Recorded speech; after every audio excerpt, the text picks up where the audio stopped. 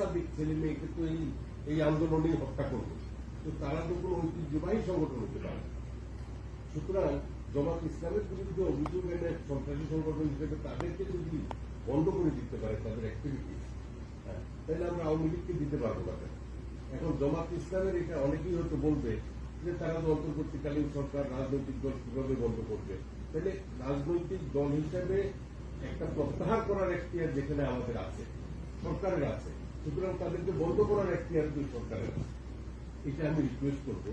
যদিও সাকওয়াত সাহেব এবং আসিফ নজরুল সাহেব বলছেন ঐতিহ্যবাহী দল, তো এটাকে আমরা ঐতিহ্যবাহী দল হিসাবে মনে করি না, এবং তাদের বিগত দিনের স্বাধীনতার পর থেকে এই পর্যন্ত তাদের কর্মকাণ্ডে তারা একটা সন্ত্রাসী দল হিসাবে আমরা জানি আপনার সেই সময়কার সংগ্রামের সময়গুলি জানি, এবং সেই যে 30,000 বাংলাদেশে সেই 71-এর 30শে ডিসেম্বর প্রথম সেক্টর কমান্ডার একজন গুম হয়ে যান, সেই জিনিসগুলো আমরা জানি।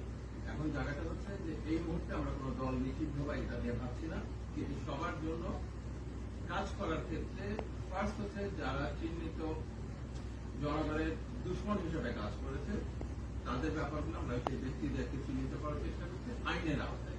আমরা আইনের বাইরে একটা স্টেপ দিব না, যার জন্য হয়তো একটু স্লো হচ্ছে, কিন্তু আমরা একটা ঐক্যমত তৈরি করতে চাচ্ছি, যেটা স্যার বলেছেন, এবং এই লক্ষ্যেই আমরা এগিয়ে যাব আপনাদের সহযোগিতা নিয়ে।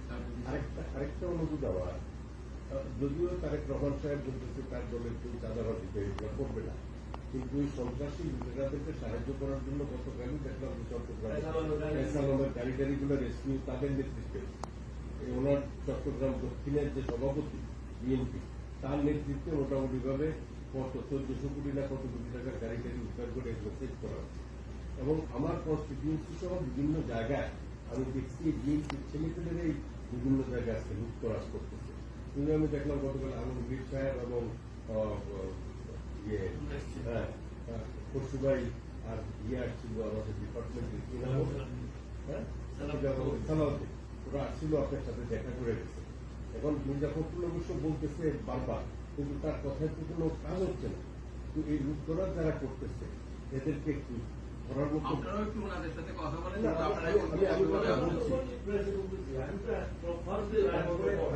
আরেকটা জিনিস, এই যে আওয়ামী সন্ত্রাসীদের হাতে যে আর্মসগুলো তারা ডিস্ট্রিবিউট করছে, এইগুলো একটা যৌথ অভিযান শুরু করে তাদের রেস্কিউ করতে হবে।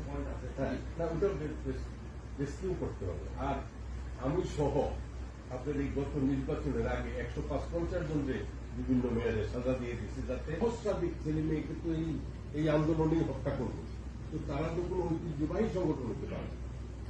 সুতরাং জামাত ইসলামের বিরুদ্ধে অভিযোগ এনে সন্ত্রাসী সংগঠন হিসেবে তাদেরকে যদি বন্ধ করে দিতে পারে তাদের অ্যাক্টিভিটি, তাহলে আমরা আওয়ামী লীগকে দিতে পারবো না।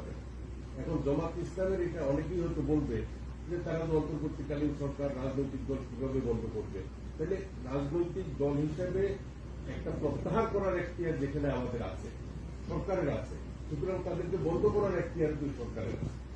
এটা আমি রিকোয়েস্ট করবো।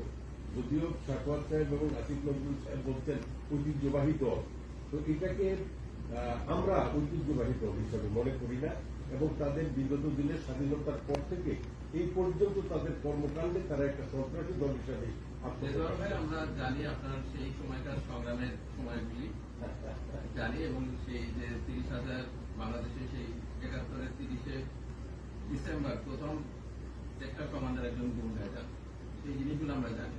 এখন জায়গাটা হচ্ছে যে এই মুহূর্তে আমরা কোনো দল নিষিদ্ধ বা এটা নিয়ে ভাবছি না, কিন্তু সবার জন্য কাজ করার ক্ষেত্রে ফার্স্ট হচ্ছে যারা চিহ্নিত জনগণের দুশ্মন হিসেবে কাজ করেছে তাদের ব্যাপারগুলো আমরা সেই ব্যক্তিদেরকে চিহ্নিত করার চেষ্টা করছি আইনের আওতায়।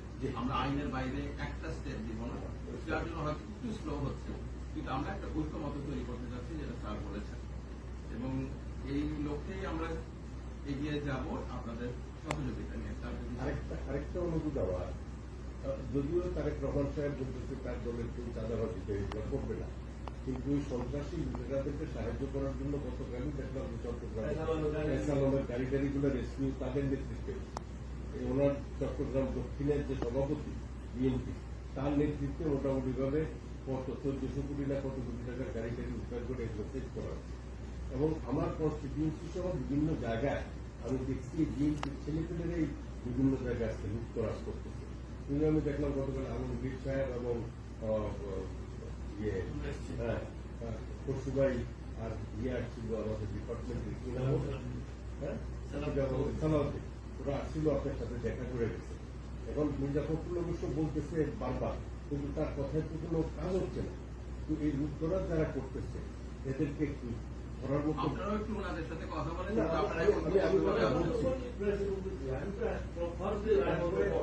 আরেকটা জিনিস, এই যে আওয়ামী সন্ত্রাসীদের হাতে যে আর্মসগুলো তারা ডিস্ট্রিবিউট করছে, এইগুলো একটা যৌথ অভিযান শুরু করে তাদের রেস্কিউ করতে হবে।